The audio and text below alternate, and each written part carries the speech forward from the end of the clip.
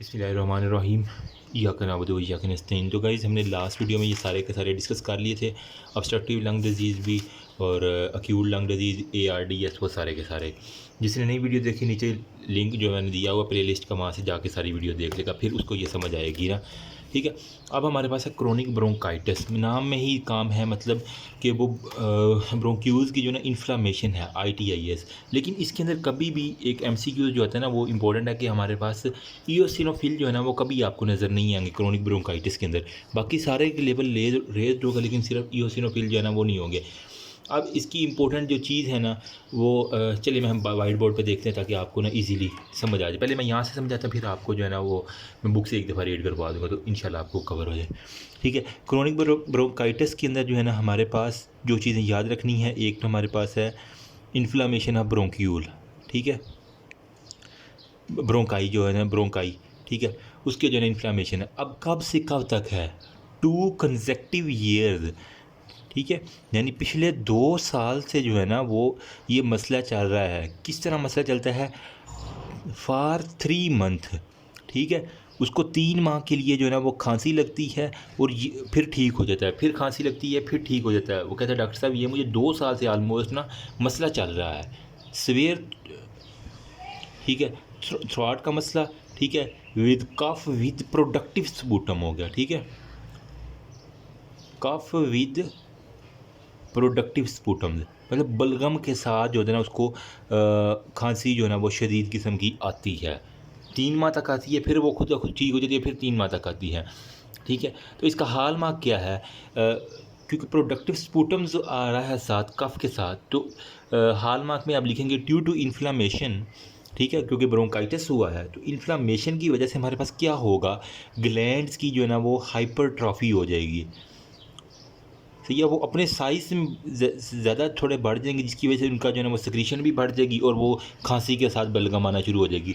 अगर इसकी मैं पैथोजेनेसिस की बात करूँ ना, तो इन सिंपल वर्ड्स टोबैको जो है ना इसकी बड़ी वजह है, स्मोकिंग टोबैको। ठीक है, इसके अलावा हमारे पास वो इलाके जहाँ पे नाइट्रिक ऑक्साइड हो गया और सल्फ़र ऑक्साइड जो है ना वो बहुत ज़्यादा, वो मैं बुक के अंदर आपको दिखाता हूँ, वो कंपाउंड जो है ना वो भी ब्रोंकाइटिस के अंदर बड़ा इंपॉर्टेंट रोल प्ले करते हैं। ठीक है, होता क्या है, जब लार्ज वेज जो है ना एयरवेज, ठीक है, उनकी हमारे पास इरिटेशन होगी, बार बार स्मोकिंग से, बार बार नाइट्रोजन होगा, सल्फ़र ऑक्साइड से जो है ना उनकी इरिटेशन होगी, तो इन्फ्लामेशन वहाँ पे होने शुरू हो जाएगी और वहाँ पे हमारे पास साइटोकाइंस आना शुरू हो जाएंगे, प्लस न्यूट्रोफिल्स आना शुरू हो जाएंगे, plus lymphocyte, plus plasma cells. ठीक है, ये चीज़ें जो है ना वो हमारे पास आना शुरू हो जाएंगी। कभी भी आपने यहाँ पे ईओसिनोफिल नहीं लिखना, एक इंपॉर्टेंट बात बस याद रख लेना।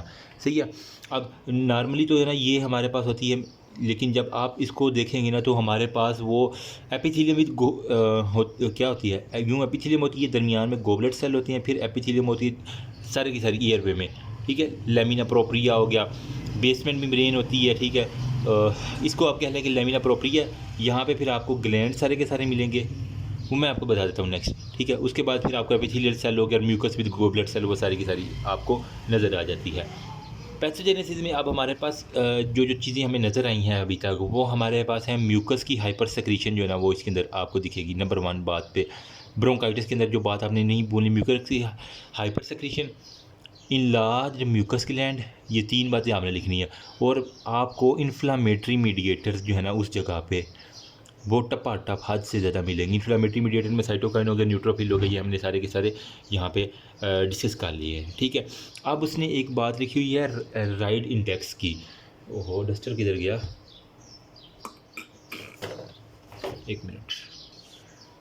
कुछ लोग इसे रीड पढ़ते हैं, कुछ राइड पढ़ते हैं, एनीवेज जो भी प्रोनाउंसिएशन है हमें क्या उससे सिंपल आपने REID राइड इंडेक्स इसने लिखा हुआ है, एक टर्मिनोलॉजी जो कि समझना बहुत ज़रूरी है।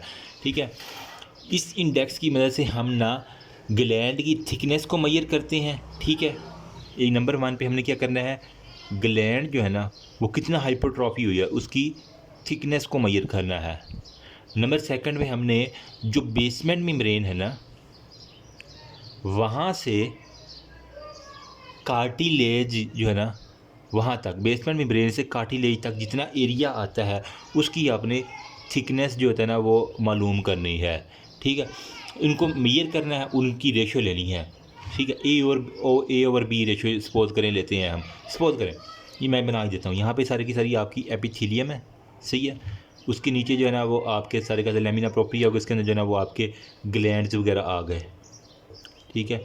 उसके बाद फिर नीचे आपके ना वो कार्टिलेज सी आ जाती है ब्रोंकाई के अंदर ना, ये सारी सपोज करें कार्टिलेज है। तो मैंने क्या कहा कि हमने क्या करना है, ग्लैंड्स, ये ग्लैंड है, इसकी चलो सपोज करते हैं ए का नाम दे दिया, ये ग्लैंड की इसकी एक मेजरमेंट करनी है माइक्रोस्कोपिक। उसके बाद हमने ये हमारे पास है एपिथीलियम, ये हमारे पास है बेसमेंट मेम्ब्रेन, और ये हमारे पास थी कार्टिलेज। तो बेसमेंट मेम्ब्रेन से कार्टिलेज तक जितना जो है ना वो एरिया हाइपरट्रॉफी हुआ है ना, उसकी सारी की सारी मेजर करनी है। इसको मैं बी का नाम देता हूँ। तो मैं इसकी रेशो लूँगा A/B, ठीक है। मतलब कि ग्लैंड की thickness divided by distance between the basement membrane and cartilage, इनके दरमियान जो हम रेशो लेंगे उसको हम कहेंगे राइट इंडेक्स्ड। नॉर्मली पेपर के अंदर जो है ना ये इसकी क्योंकि रेशो है तो 0.4 होगा, इसका कोई यूनिट नहीं होगा, तो 0.4 आपको जो है ना इसकी रेशो मिलती है। अब अगर हमारे पास ग्लैंड का साइज़ कम हो, मतलब ए का साइज़ कम है, ठीक है, तो रेशो भी हमारे पास कम आएगी, 0.4 से कम। लेकिन अगर हमारे पास बेसमेंट मेम्ब्रेन टू कार्टिलेज ये एरिया बड़ा हुआ है तो बी वाला बढ़ेगा, तो हमारे पास रेशो फिर भी कम आएगी, सही है। तो क्योंकि अगर डिनोमिनेटर बढ़ जाए तो रेशो फिर भी कम आना शुरू हो जाती है। तो ये सारी की सारी है ना। अब क्रोनिक ब्रोंकाइटिस के अंदर हमने क्या कहा कि ग्लैंड की हाइपरट्रॉफी होगी, मतलब यहाँ से ये इतना बड़ा बन जाएगा, मतलब हमारे पास ए बड़ा हो गया, तो ए ओवर बी रेशो जब लेंगे, जब ए बड़ा आएगा तो ओवरऑल रेशो भी बड़ी आएगी और 0.4 से आंसर बड़ा आएगा हमेशा, ठीक है। तो क्रोनिक ब्रोंकाइटिस में राइट इंडेक्स के अंदर 0.4 से हमारे पास वैल्यू ज़्यादा आएगी।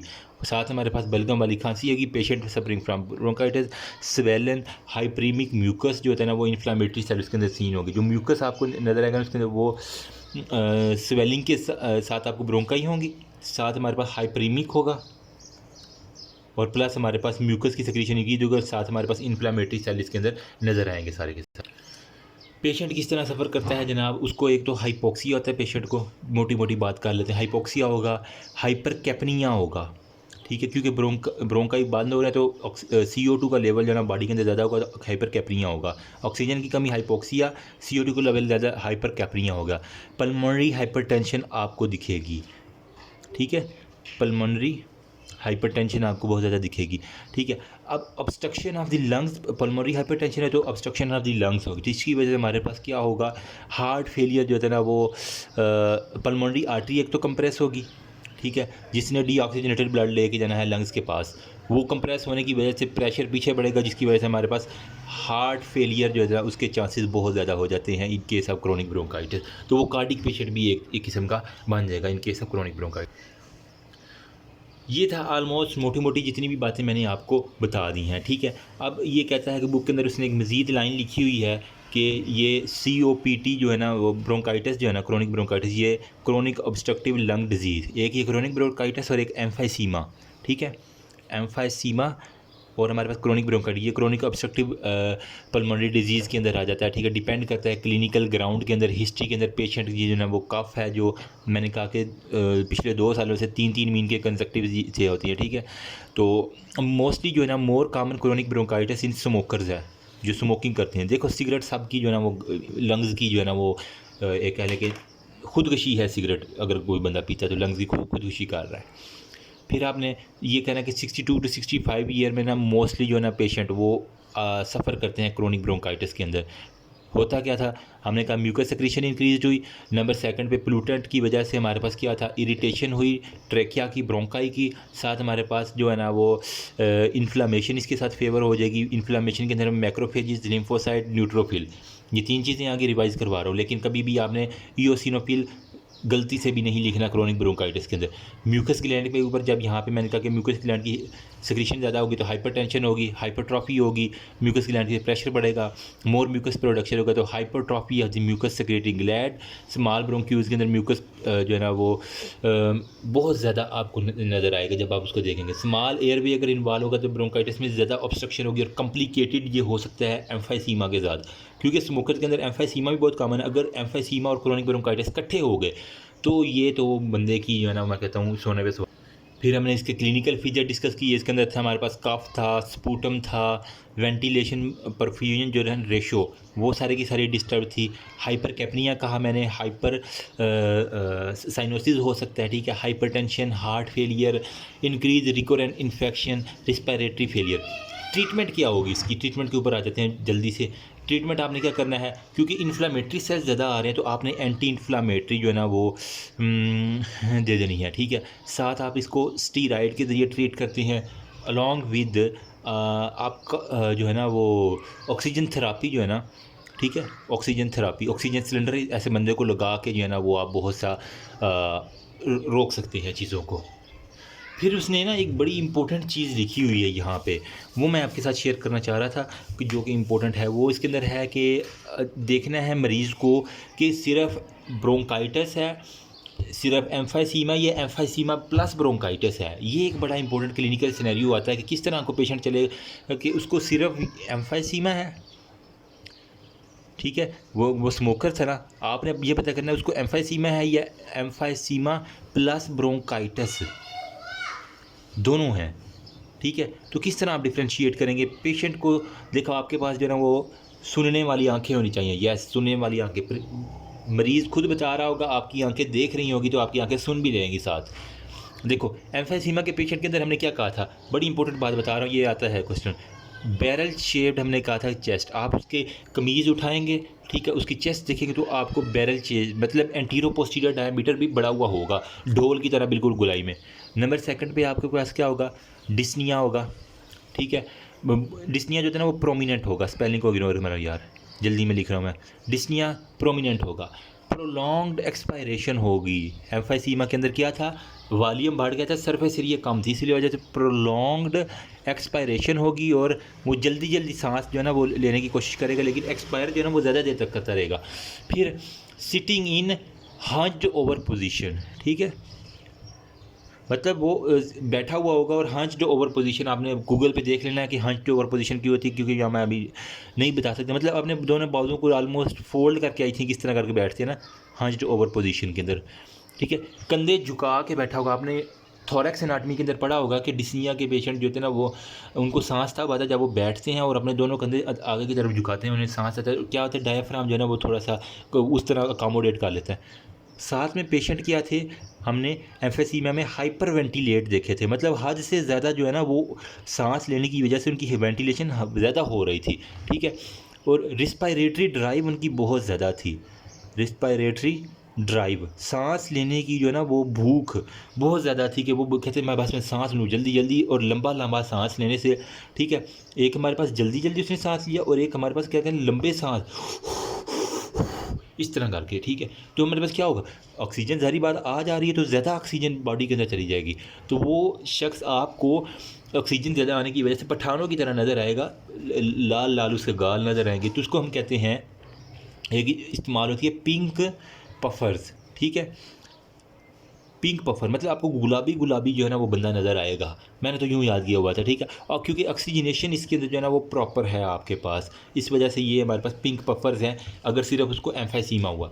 अब अगर एम्फाइसीमा और ब्रोंकाइटिस भी साथ हो गया तो क्या होगा, डिस्निया तो होगा, लेकिन यहाँ पे डिस्निया प्रोमिनेंट था, यहाँ पे डिस्निया जो है ना वो नॉट प्रोमिनेंट।